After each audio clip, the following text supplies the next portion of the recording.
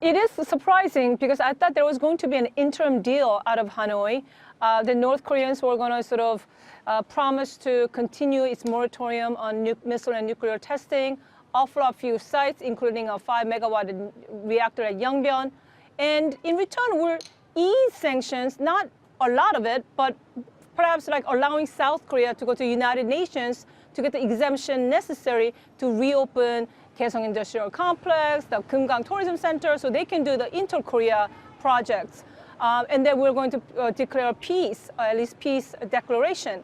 So I think it is significant because this indicates that two leaders wildly misjudged each other.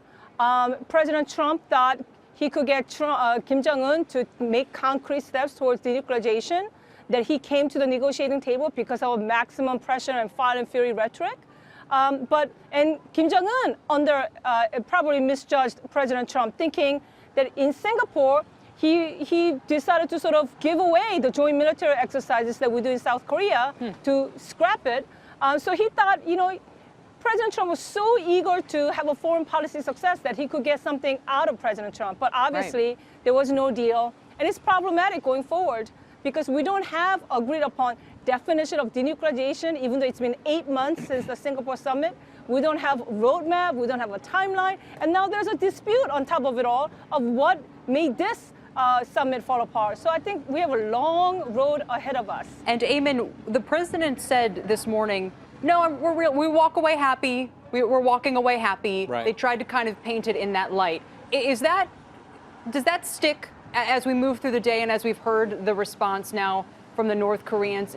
And if that's not true, that he really walked away happy, is he perhaps only referencing the idea that he was only left with the option of agreeing to a bad deal?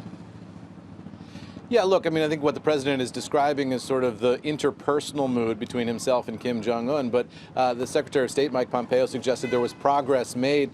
Nothing tangible, though, nothing on paper, maybe sort of emotional progress in terms of the level of conversation between the two men. But ultimately, they didn't open liaison offices in each country, which was one idea that had been floated as a possibility. They didn't declare an end to the war formally that was stopped by an armistice back in 1953.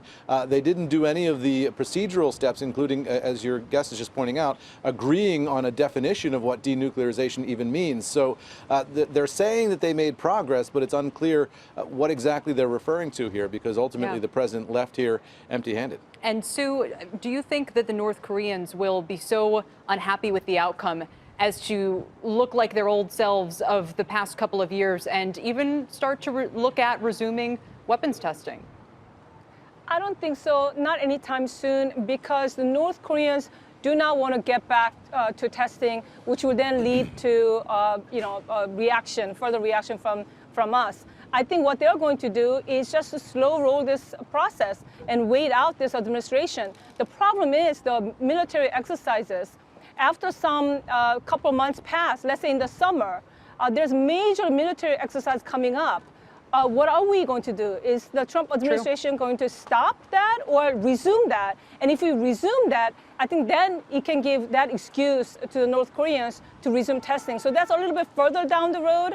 I think immediately everybody's just going to sort of try to reassess the situation. But again, it doesn't look good right now.